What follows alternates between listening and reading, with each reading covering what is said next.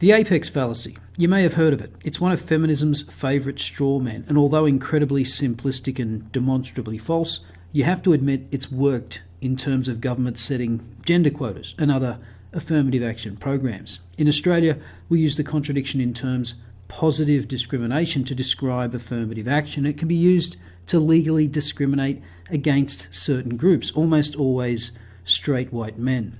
So what is the Apex Fallacy? From the Rational Wiki. An apex fallacy occurs when someone evaluates a group based on the performance of best group members, not a representative sample of the group members. So, for example, the most powerful people in the world are men, thus all men are powerful. This is an apex fallacy. Of course, not all men are powerful.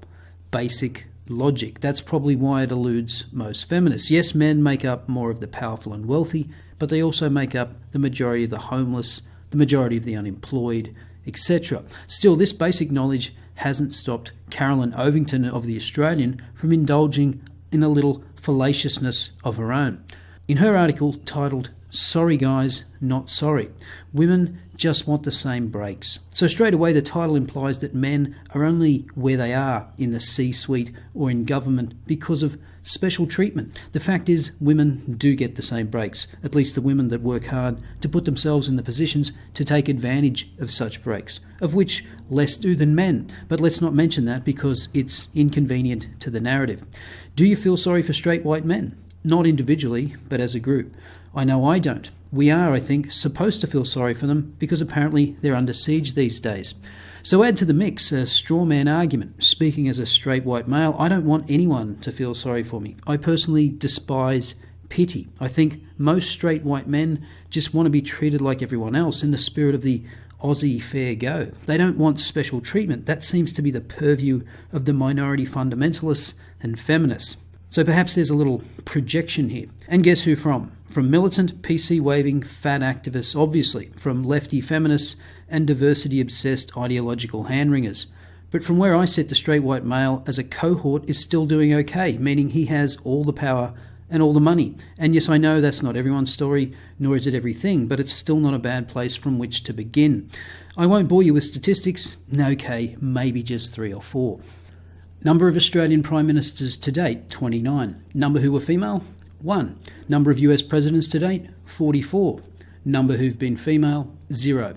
Number of women in the top 10 of the BRW Rich List, 1. And it's Gina Reinhardt. Number of women in the top 20 of the BRW Rich List, 2. And the other one is Bianca Reinhardt. I could go on, but what would be the point? The fact straight white men are, as a group, still doing so much better than almost anyone else is as plain to most of us as the noses on our faces. And so there's your apex fallacy. She uses the tiny sample of men who are prime ministers, former presidents, and the richest 20 people in Australia to be representative of the group. And this is so poorly argued. It's as though with every sentence she forgot what she wrote in the previous one. She has the self-awareness to note that, yes, I know that's not everyone's story, but then concludes after listing a tiny subset of males in politics and on the rich list, the fact that straight white men are, as a group, still doing so much better than anyone else. Listing a tiny subset of successful men doesn't prove your point. Saying that it's as plain as the nose on your face is just a convenient way of avoiding having to make a convincing evidence-based argument. And then miraculously, she claims.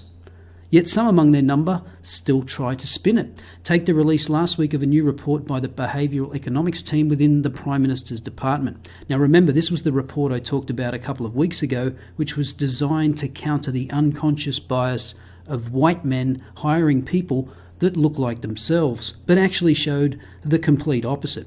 This group recently conducted an experiment involving a touch over 2,000 public servants. Each was asked to imagine themselves as a boss, preparing to recruit new staff. Each was also asked to consider a bunch of non-blind CVs, meaning they could see whether the job applicant was male or female, black or white, straight or gay. To everyone's amazement, the result was a complete reversal of what researchers normally find when they do this experiment. Instead of weeding out all the Indigenous men or the Muslim women, this group called them in for interviews.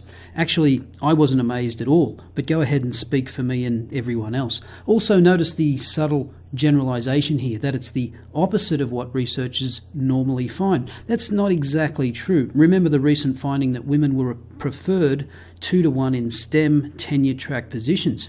And that's only one study, but the authors also, in an online supplement to the article, conducted audits in the real world. Quote, typically they show that women apply less often than men for professional jobs, but when they do apply, they are more likely to be interviewed and hired. For example, in one NRC study of tenure-track hiring during 2002 to 2004, 20% of applicants for mathematics professorships were women, but 32% of those offered the job were women. Similar pro-woman preferences in tenure-track hiring was found in all of the fields in which women were underrepresented in the academy: chemistry, physics, engineering, computer science, and mathematics.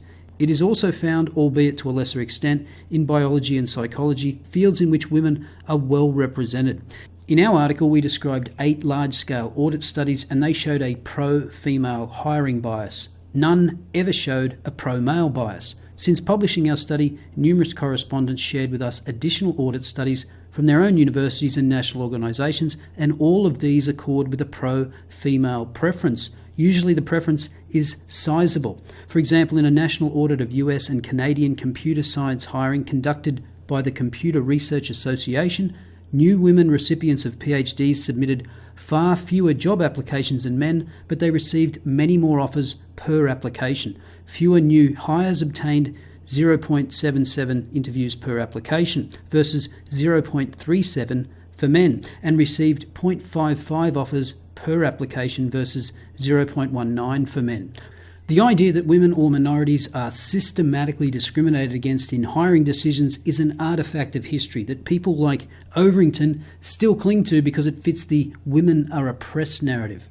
Indeed, when the bosses in the experiment thought the applicant was an Indigenous woman, her chance of getting called in for an interview rose by a staggering 22%. Given that we live in the age of endless whining, these results, of course, have been taken in some quarters to mean that white men can't get a break in Canberra anymore.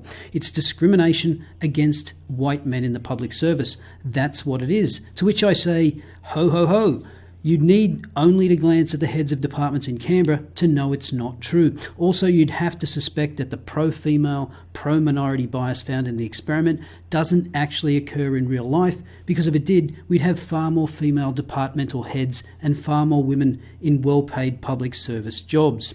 Now, I dealt with this in that video on unconscious bias, but why would women be underrepresented in management in comparison to the overall workforce? It must be unconscious bias, right? Although clearly we've already established that there's no problem in hiring women. So what could it be? Well, about 2 minutes of looking through the ABS stats might give you a clue, because you see, despite being 46.5% of the overall workforce, women only represent 36% of the full-time workforce, which of course is due to sexism and nothing to do with individual women opting for greater work-life balance than men, as every study on the subject shows. Now, we'll just ignore that and press on with our ideological crusade. See, innumerates like Overington think women should be equally represented even though they are less likely to work full-time, a requirement of senior positions. And I'd also like to see the number of women that apply for such positions. Are women applying in the same numbers as men? But of course, more women working part-time and not applying for positions will be the result of gender stereotypes or traditional gender roles or some other agency diminishing bullshit. But remember, I'm a strong, independent woman. To me, the report suggests that public servants in Canberra are open to the idea of recruiting more women and more minorities to redress a historical imbalance. Well, thanks for your speculation. I don't doubt that there are some guilt-ridden white men that feel they need to signal their virtue by discriminating in favour of women. But is that the best way to address a historical imbalance? So Overington then goes on for paragraphs about how women have been historically disenfranchised, and of course not mentioning how they weren't conscripted off to war or any of those other perks those entitled males had to endure over time. The sum total of her predictable diatribe is that two wrongs make a right, that it's okay to discriminate against white men today because of historical bias. Here's the conclusion. Most men also know, or should reasonably accept, that at least some of their own success is down to luck. Not everyone caught the same break they caught on the day they were born. So don't ask us to feel sorry for you fellas, we're just trying to catch up. Now, of course, some success and opportunities arise because of luck. Who would deny that? But Overington assumes that males born today are born with a break just because they're male. So Overington endorses, as does our government, of discriminating against young men and boys today, despite the fact that they have not been the beneficiaries of historical bias, and by favouring women and girls who've never been victims of historical bias. And that kind of petty, resentful reasoning exemplifies social justice as it's practiced today. So all you privileged straight white males, do you want people to feel sorry for you? Let me know your thoughts in the comments below. I'll see you next time.